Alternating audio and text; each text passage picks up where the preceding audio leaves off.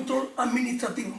Y el Consejo Consultivo, como bien usted ha dicho, su razón de ser subyace en esa independencia del Poder Judicial, que ya fue plasmada en las Cortes de Cádiz, ¿no? Y hoy, viendo cómo se están invadiendo todas las competencias, no solamente del poder jurídico, sino del poder administrativo, con una impresentabilidad que no sabemos dónde va a conducir todo esto, porque está generando un déficit público y está generando un malestar en la sociedad. Porque el sistema jurídico necesita de su independencia, y todo sistema jurídico que carezca de su independencia, la sociedad no puede funcionar. El Consejo Consultivo garantiza eso, y desde esa independencia debe seguir funcionando. La forma de elegir a sus miembros, yo creo que la política ahí no debía de entrar. Quien debía de entrar es la justicia desde su independencia. Y en cuanto a la forma de su compensación económica, pues habría que verle, dentro de las atribuciones del Estado, en qué posición había que establecerlo. Los cargos públicos gozan de una pésima fama, que yo no comparto. He visto a pocos representantes reconocer que los cargos públicos en España están muy mal pagados. Muy mal pagados.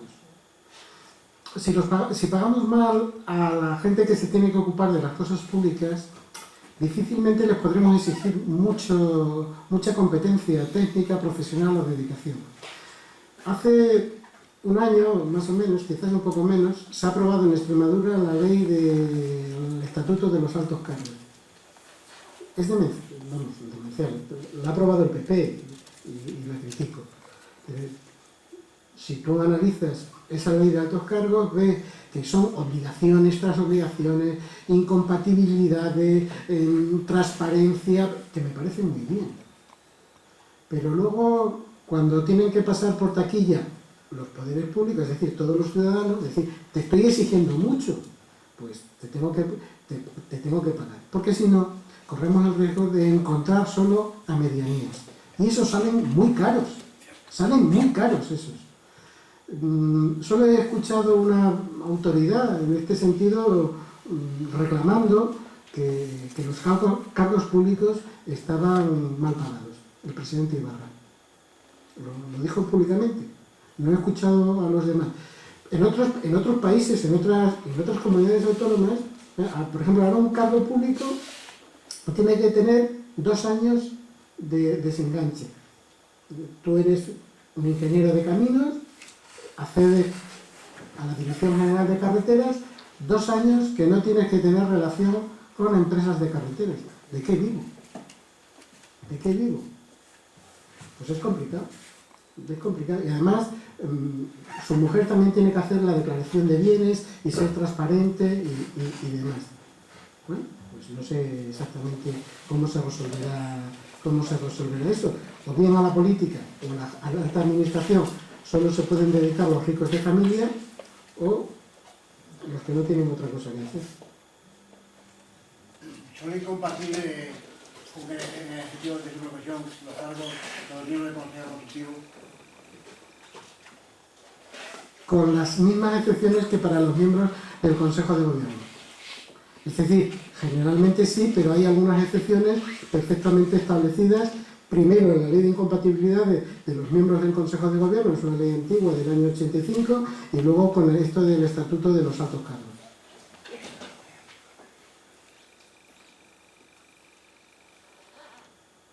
En la actualidad, ¿cuántos vocales hay? ¿Y cómo está organizado el Consejo Consultivo? Porque además de los vocales del Consejo hay equipo de juristas, hay letrados. Bien.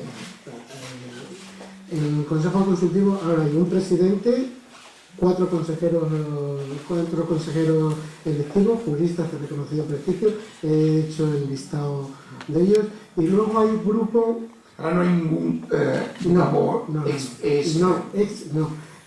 bueno, ahí se podría incorporar teóricamente el presidente Monago y el presidente Ibarra, pero el presidente Ibarra dejó muy claro que no se incorporaba. Está ahora en el Consejo de Estado, porque el Consejo de Estado, que tiene una composición mucho más amplia, son, cuando se reúne el pleno en torno a unos 50 y demás, hay un grupo de consejeros del Consejo de Estado que son expresidentes de comunidades autónomas, expresidentes o miembros de los gobiernos de las comunidades autónomas. Estos miembros, el Consejo de Estado está la permanente, que es la que lleva el trabajo diario y demás, y luego el pleno, que son para determinados tipos de asuntos. El pleno se reúne pues, una vez cada mes y medio, cada 2 meses, y estos miembros que no son de la permanente, los miembros de la permanente, que son vitalicios, los miembros de la permanente del Consejo de Estado son vitalicios, y como en el Tribunal Supremo americano nunca se jubilan y rara vez se mueren. Yo he conocido a algún miembro con 91 años que le había nombrado el general Franco. Vizcaíno Márquez se apellidaba, el nombre no recuerdo. Luego está en el Consejo Consultivo de Extremadura, que no quiero eludir la pregunta, pues estamos un grupo de 15 funcionarios aproximadamente, que son 4 letrados, 2 técnicos jurídicos, 4 auxiliares administrativos, una informática, una documentalista, una jefa de administración y 2 conductores. Esa es la plantilla, 15 personas, si no he confundido mal o lo he dicho mal. 15 personas de esta mesa, 4 letrados.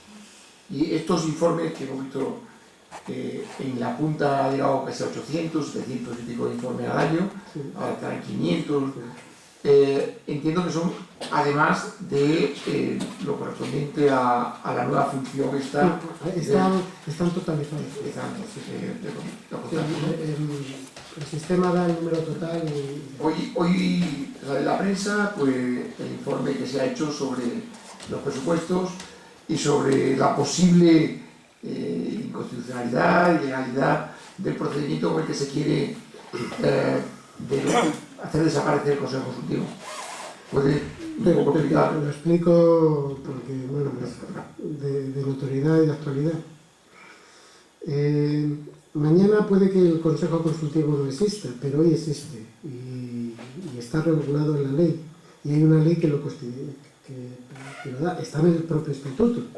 La aceptación de suprimir la ley y mantener el estatuto es incompatible, se mide como se mide. Es un nominalismo jurídico rechazado por el Tribunal Constitucional en varias sentencias. Pero bueno, hoy por hoy el Consejo existe. Y el estatuto, en el artículo 78, dice que en el presupuesto de la comunidad autónoma se tienen que poner todos los gastos públicos de la comunidad autónoma, tanto de la Junta como de la Asamblea, como de las instituciones a que se refiere el artículo 15, Consejo Consultivo, Consejo Económico y Social. El Consejo de Cuentas no está creado, el Defensor del Pueblo, el Personero del Común tampoco está creado, luego no tienen por qué consignar. Las fundaciones, las empresas públicas, el SES, el Consejo de la Juventud, ahí está, hay una lista en la que si las sumas uno detrás de otro te salen casi 40 entidades públicas y demás.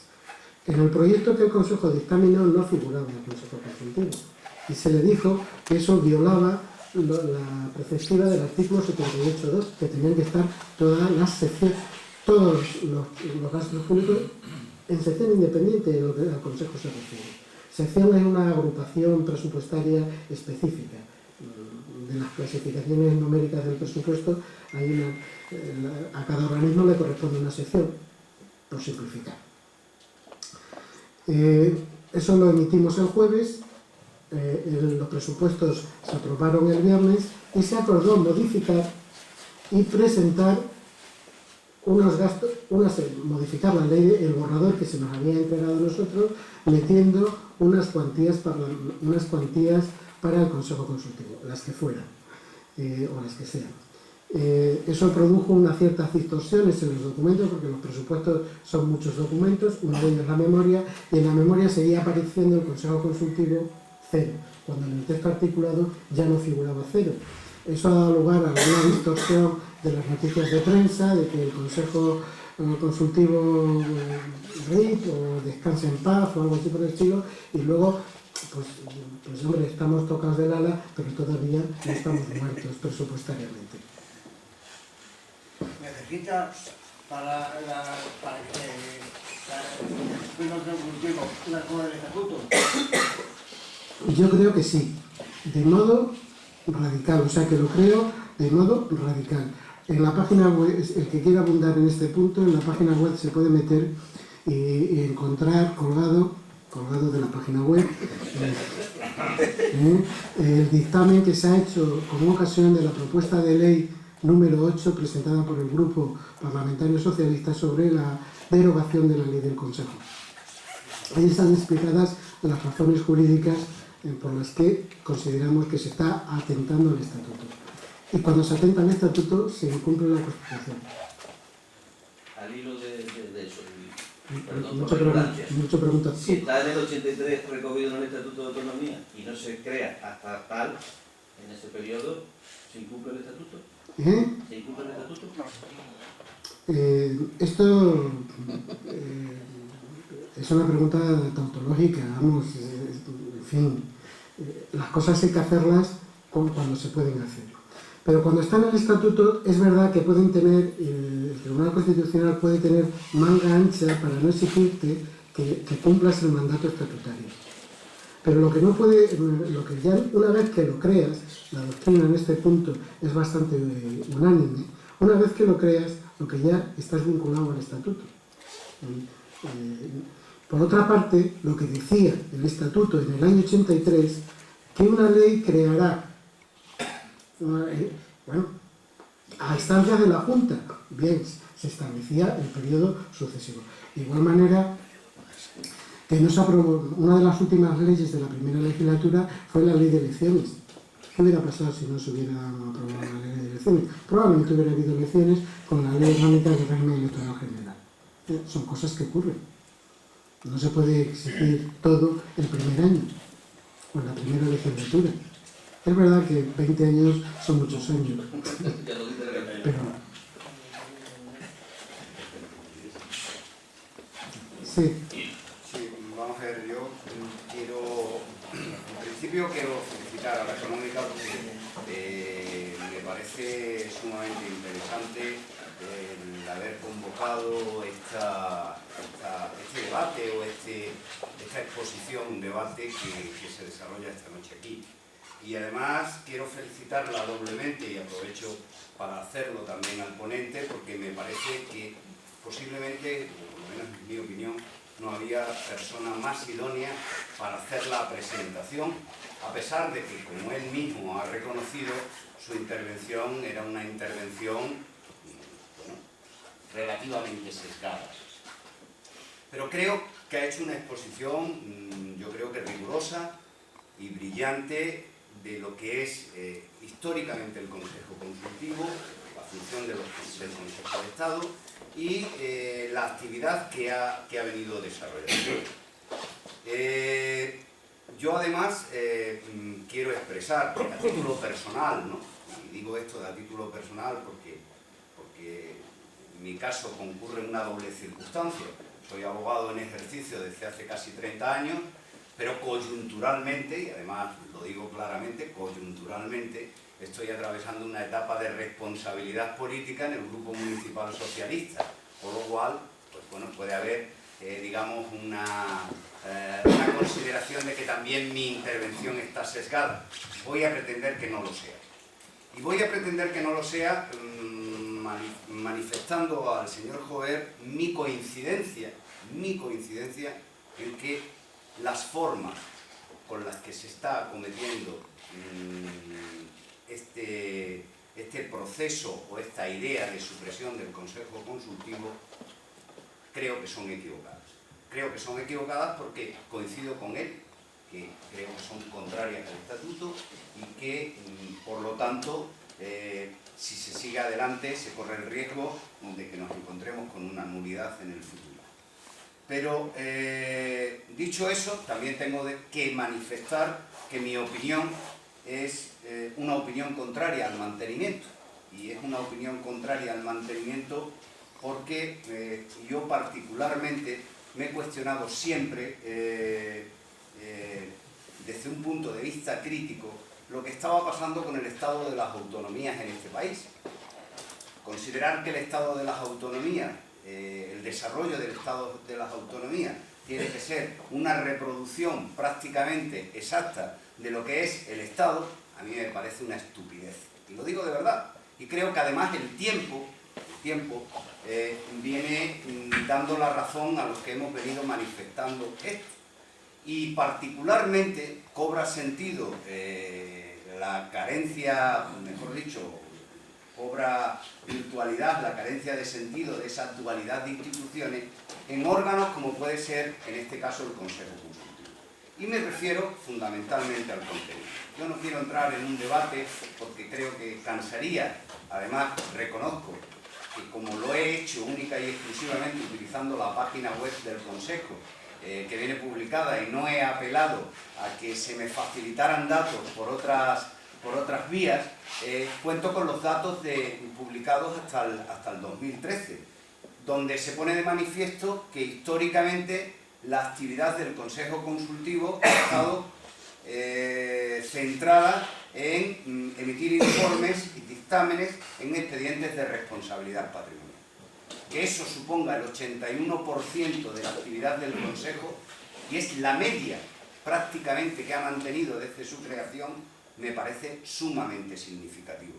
Me parece sumamente significativo que del 19% restante, un 10% única y exclusivamente sea en materia de contratación.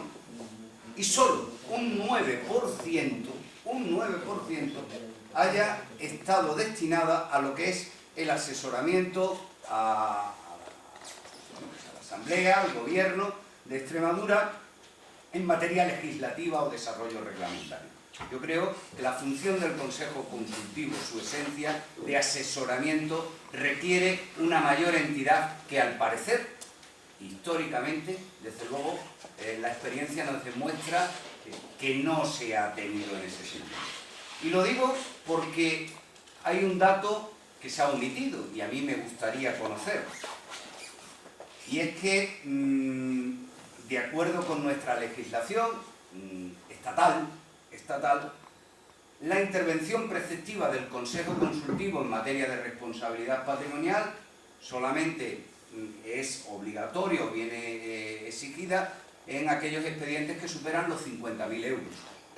La experiencia nos dice que la inmensa mayoría de esos 400 y pico de casos que se vieron en el año 2013, la inmensa mayoría son inferiores a esa cantidad. Y es más, yo tengo la suerte o la fortuna de que uno de los temas que se llevan con asiduidad en mi despacho hacen referencia a temas de responsabilidad patrimonial. Y curiosamente tengo que decir que hasta ahora nunca el dictamen del Consejo Consultivo ha servido para que se evitara el litigio.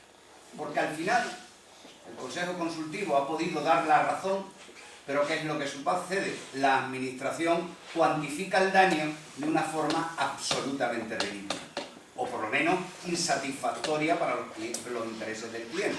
Por lo tanto, terminas acudiendo. ¿Y por qué hago todo este tipo de reflexión? Evidentemente son valoraciones contrapuestas y se podrán argumentar otro tipo de cuestión.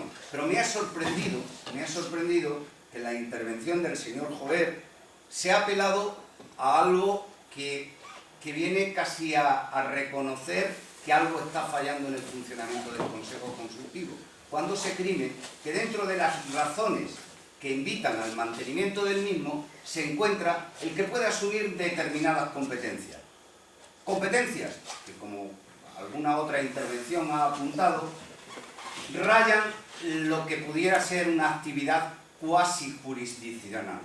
Me estoy refiriendo a que recientemente se le ha atribuido competencia como tribunal administrativo en materia de contratación, como se ha apelado por el señor Jover también a que se tuvieran competencias cuasi jurisdiccionales en materia de buen gobierno o incluso en materia de reclamaciones económico-administrativas. Yo creo que cuando se argumentan ese tipo de cuestiones para defender la permanencia del Consejo Consultivo, se incurre en una clara contradicción. Un órgano que es consultivo no puede ser un órgano resolutivo, que dicte o emita resoluciones que sean vinculantes. Nada más y muchas gracias. Esta refutación de mis tesis invita a una refutación de la refutación, ciertamente. Le agradezco, no obstante, la aproximación que ha tenido al principio de que estas no son las formas. Se puede discutir, los grupos políticos pueden intentar modificar el estatuto otra vez, 18 veces, cada jueves, señor maestro, también. Eso depende, pues, de sus responsabilidades y demás. Eso no lo he cuestionado y además creo que no se debe cuestionar. Sí que se debe exigir un cierto respeto a las instituciones y a la regulación máxima de esto. Pero ya me extrañaba a mí, y teme danao de dona Ferentes, esta primera aproximación para luego todo lo que ha venido después. Bueno, vamos a empezar por el final y no me tergiverse. Se ha cuestionado la crisis económica, los recortes presupuestarios, los ajustes que hay que hacer. En este sentido he dicho que se podían ampliar las competencias. Tenemos experiencia y lo podemos resolver bien. Una posibilidad. No era la única razón, pero me ha parecido oportuno de hacer porque la ley dice que se va a tener que crear un órgano para resolver los recursos de la ley de transparencia. Ya está creado una Junta Económica Administrativa para determinados tributos. Y también está lo del Tribunal de Recursos Contractuales, que por cierto lo estamos resolviendo sin desmelenarnos, ¿no? Que se puede trabajar más, eso yo lo he dicho ya al principio, o sea que eso no hay. Pero lo he dicho para justificar lo no justificable de los recortes económicos, que esto podía ser un argumento que se podía utilizar. Es verdad que tenemos sobre todo reclamaciones, sobre el 80%, efectivamente. Es el dato que yo manejo, punto arriba, punto abajo. Y es verdad que no todas llegan a las 500.000, a las 50.000 euros. Llegan muy pocas. Muy pocas.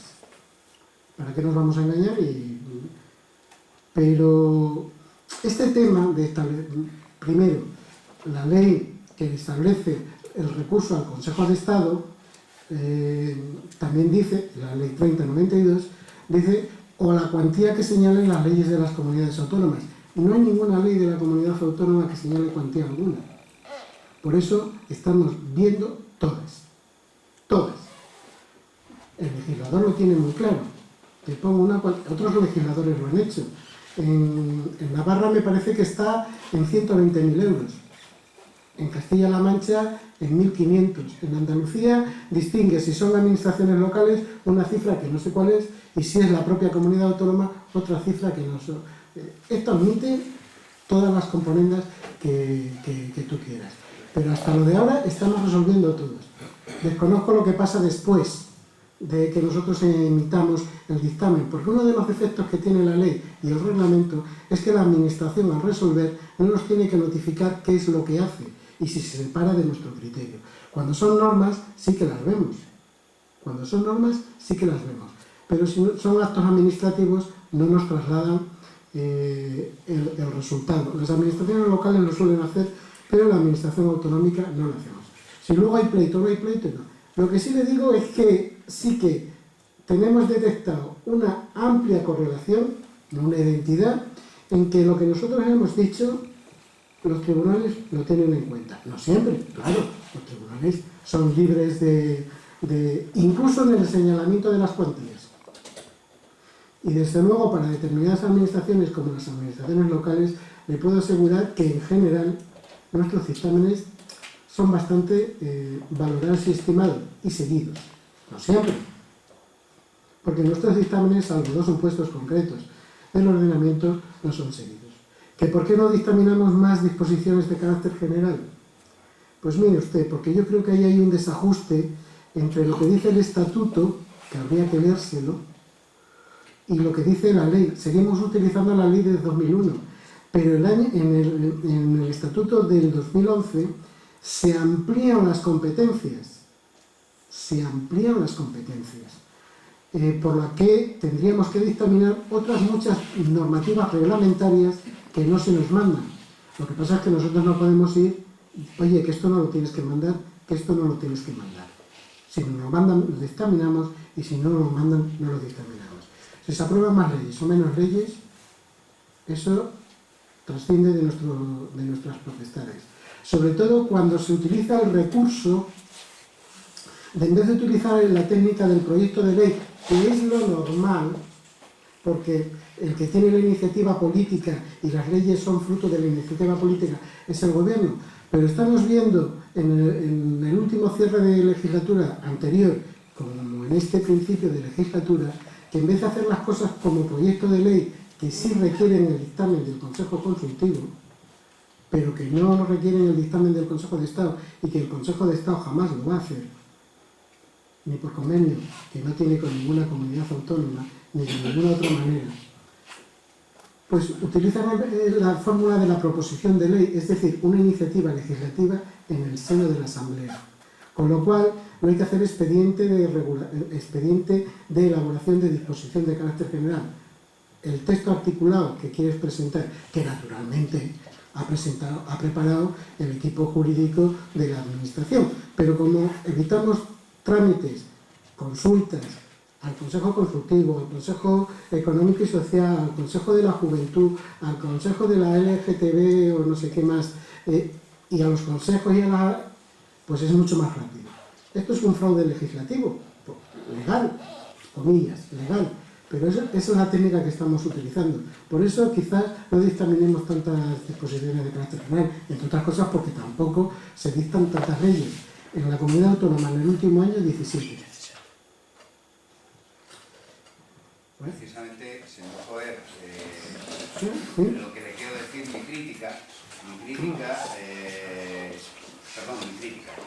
mi disparidad de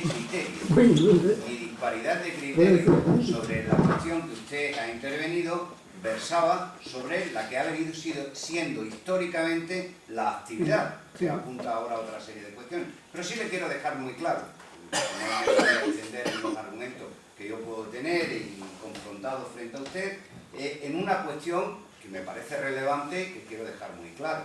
Quiero dejar muy claro, además, por varias razones.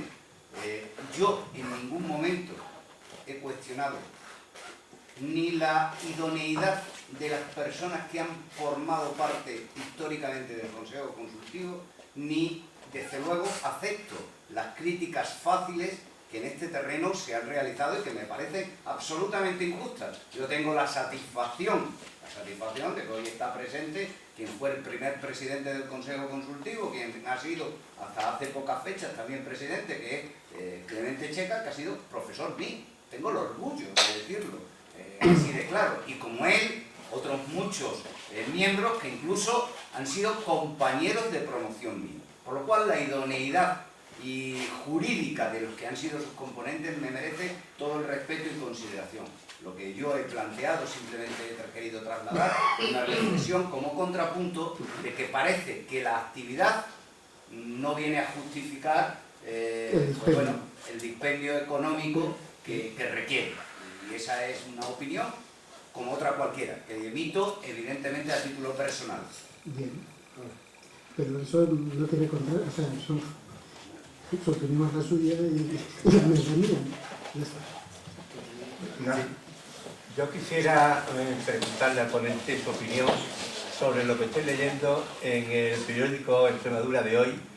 Es un artículo cuyo título es Podemos enmienda la eliminación del Consejo Consultivo de Extremadura propuesto por el PSOE. En su título dice: propone eliminar la presencia de políticos y sustituirlos por un cuerpo letrado. Y comenta que la formación Podemos ha registrado esta mañana en el Parlamento extremeño una enmienda a la totalidad a la propuesta que a su vez presentó el PSOE para la eliminación del Consejo Consultivo de Extremadura. Y la frase que me llama la atención, bien más abajo, en el argumentario de Podemos se indica que si el PSOE lo que persigue es un ahorro económico, resulta mucho más efectivo y sencillo suprimir la parte de los cargos políticos, pero sin eliminar el Consejo Consultivo de Extremadura. Y sigue comentando: no en vano, la propuesta del Grupo Parlamentario Socialista incluso podría suponer un incremento monetario al derivar las competencias al Consejo de Estado, quedándose con la parte funcionarial. Y dice por fin: además, hace constar que supone una contradicción suprimir un órgano como el Consejo Consultivo de Extremadura y a su vez crear otro, como se indica, el Jurado de Recursos Contractuales de la Comunidad Autónoma de Extremadura. ¿Podría darnos su opinión? Esto es entrar en terrenos de albur político y, en fin, voy a mojarme hasta donde me pueda mojar. Desconozco la enmienda del Grupo Podemos, pero voy a hacer una reflexión de carácter amplio sobre las supresiones de los órganos consultivos. Yo tengo mi propia idea de dónde viene todo esto. Y lo mismo a ustedes les parece chusca, y lo mismo a ustedes les parece una tontería, y probablemente lo sea. Esto viene por la enemistad de Pedro J. Ramírez con Ruiz Gallardón.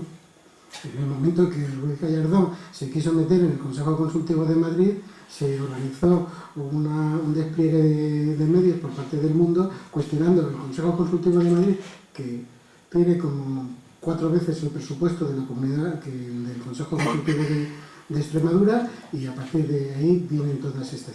Pero también esta cuestión del Consejo Consultivo y las distintas iniciativas es el paradigma del despropósito. El paradigma del despropósito. Voy a intentar explicar por qué. En la Comunidad de Madrid, que no está en el estatuto, y lo pueden cambiar por ley, no hay necesidad estatutaria que exista. Bueno, pues el Grupo Parlamentario Popular ha propuesto, o el Gobierno Popular de la Comunidad de Madrid ha propuesto la supresión.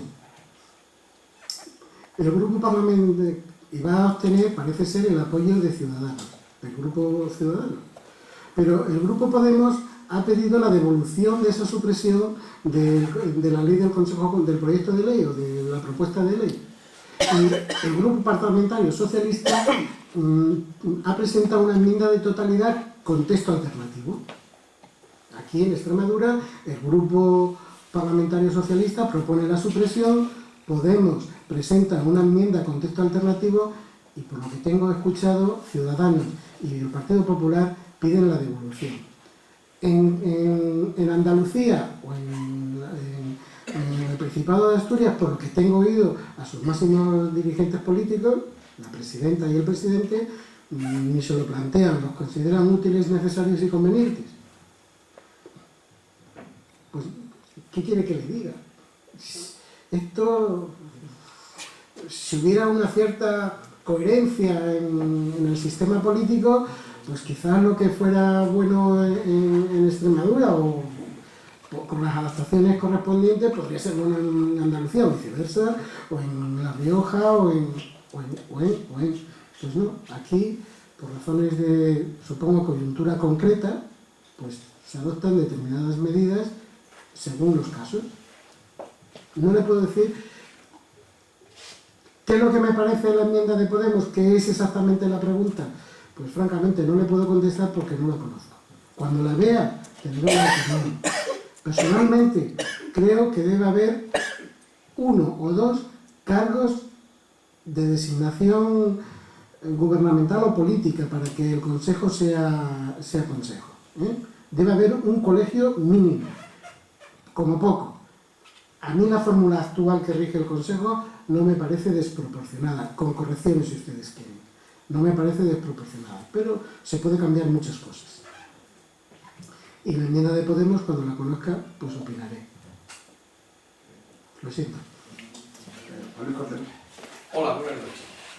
Bueno, felicidades, que a mí sí me ha gustado la cosa y estoy de acuerdo contigo. Y como tú sabes que yo no soy jurista, te voy a hacer una pregunta concreta de profano, que nos interesa a muchos.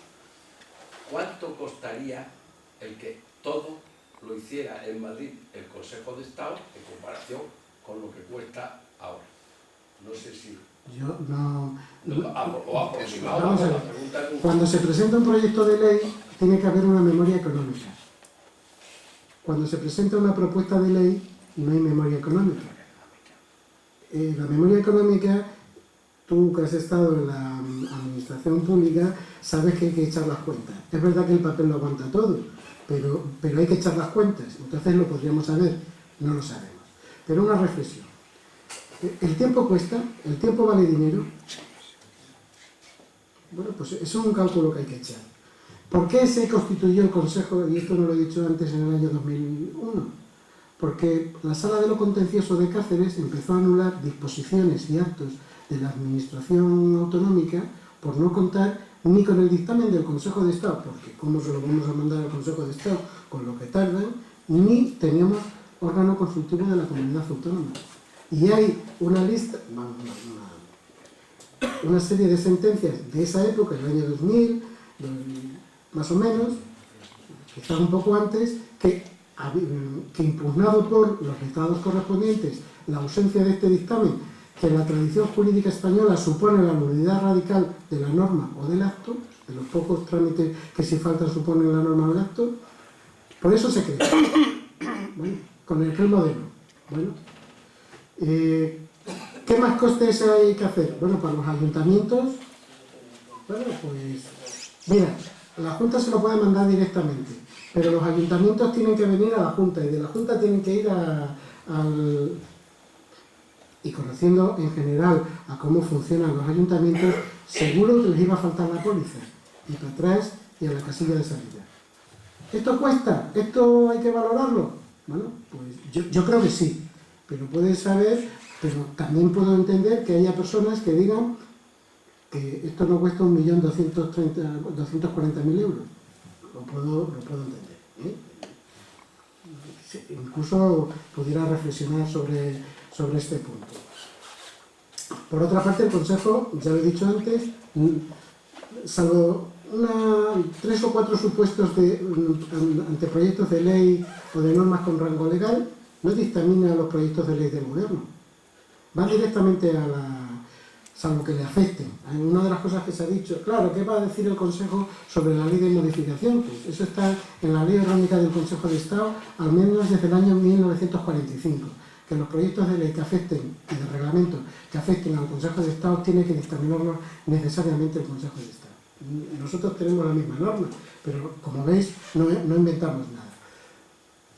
Bueno, y hay que ir echando cuentas. ¿Esto merece la pena? Mira, yo entiendo que para un expediente de 200 euros, pues no merece la pena hacer un dictamen del Consejo Consultivo. Pero esto se ha debatido en una reunión entre todos los consejos consultivos. Y había 2 posiciones contrapuestas, las que decían, pues mira, me lo ha desmentido, es que no sé cómo te llamas. Fernando. Me lo ha desmentido Fernando. Mira, si no se evita el pleito, si al final vas al pleito de todas las maneras, ¿no? Pues entonces no evitamos gran cosa. Pero la teoría que tenían uno era que si el Consejo daba respuesta, o el Consejo de Estado daba respuesta, pues no te ibas al pleito y te ahorrabas tiempo, dinero y molestias. Otros decían, hombre, es que no estamos para cualquier cosa. ¿No? También es verdad, porque si quitamos estas cosas podemos dedicar más tiempo a lo realmente importante. Bueno, también es verdad. Hay las 2 opciones. Es de valoración política o A o B. O otra intermedia, que yo no digo nada. Bueno, vamos yo creo a concluir. Bueno, una pregunta. Ya que Felipe Jover se se me ha citado el letrado del ayuntamiento, y ahora voy a hablar como Emilio Garrido personalmente. Mi opinión personal como un simple letrado o abogado, también llevo ya casi 30 años en el Colegio de Abogados de Badajoz de Marco Fernando, considero que, bajo mi punto de vista, es una barbaridad suprimir el Consejo Consultivo.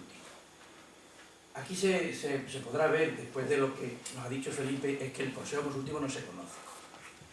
Y se habla de que solamente hacen dictámenes de responsabilidad patrimonial. Claro, cualquier ciudadano, ya en mi experiencia, que hemos tenido muchísimos juicios de responsabilidad patrimonial, que Fernando es el abogado que tiene los pleitos y nosotros los abogados que defendemos al Ayuntamiento de Badajoz, por decirlo, Fernando, no hay problema. no todos son de Fernando, muchos más. Lo cierto es que para el ciudadano es una garantía, sean 200 euros o sean 300, porque son sus 300 euros. A lo mejor no son 3.000, son 300, pero para él tiene esa garantía, la da el Consejo. Y yo sí he visto la experiencia, y aquí está incluso la instructora de los expedientes de responsabilidad patrimonial del Ayuntamiento, que cuando el Consejo dice que hay responsabilidad patrimonial, el Ayuntamiento de Badajoz por lo menos sí hace caso a ese dictamen y sí le abona a esa persona sus 200 euros, que para ella es muy importante. Es decir, que es una garantía. Entonces no se puede decir que solamente porque sean de una cantidad ínfima no tiene esa importancia para los ciudadanos. De todas maneras, yo considero que si aquí lo que se trata es de ahorrar en dinero, se puede ahorrar de muchas maneras. Estamos diciendo que hay una serie de funcionarios que parece ser que a día de hoy no saben dónde irán, pero que van a ser, pues irán a la Junta o irán, es decir, se van a mantener se supone, se van a mantener su sueldo, es decir, que va a seguir la Junta de Extremadura abonando ese dinero, se va a tener que crear un tribunal para esos recursos de contrato, es decir, que también va a costar su dinero, es decir, que al final, ¿qué vamos a ahorrar suprimiendo el Consejo? ¿Se pueden tener solamente un presidente y 2 consejeros? También se puede tener un presidente y 2 consejeros. Y después están los letrados y los trabajadores del Consejo Consultivo. Yo creo que esa cuestión de dinero no debería de dar lugar a que se suprimiera. Es decir, que hay muchas formas para mantener el Consejo con las funciones que tiene, es decir, con las funciones que se les pueden dar también, y incluso pues, ahorrando en el presupuesto, es mi opinión. Y yo desde el punto de vista como letrado del Ayuntamiento, que hemos tenido muchos casos que ha dictaminado el Consejo, creo que nos vamos a acordar mucho del Consejo Consultivo de Extremadura cuando tengamos que ir al Consejo de Estado y un dictamen que nos hace el Consejo Consultivo, tan importante como puede ser el del Parking Conquistadores, que está cerrado en un mes, nos lo haga el Consejo, si acaso en 6 meses. Ya sabemos que no nos acordamos de Santa Bárbara hasta que truena. Muy bien, bueno, vamos a concluir ya. Yo creo que ha sido muy fructífera esta sesión. Muchísimas gracias, señor Jover, por habernos ilustrado y que esa...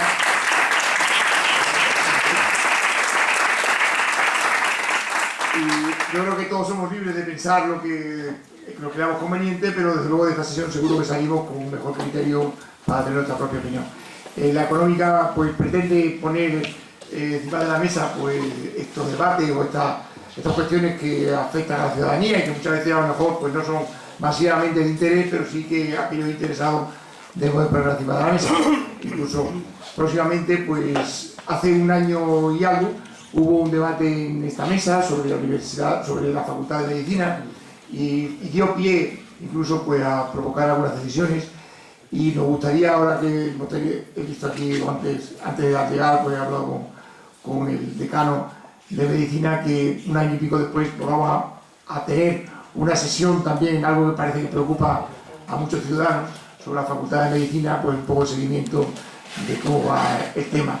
Y otros temas más que en los próximos semanas o meses pues veremos en esta sala. Muchas gracias a todos por la asistencia y espero que verlos pronto por aquí.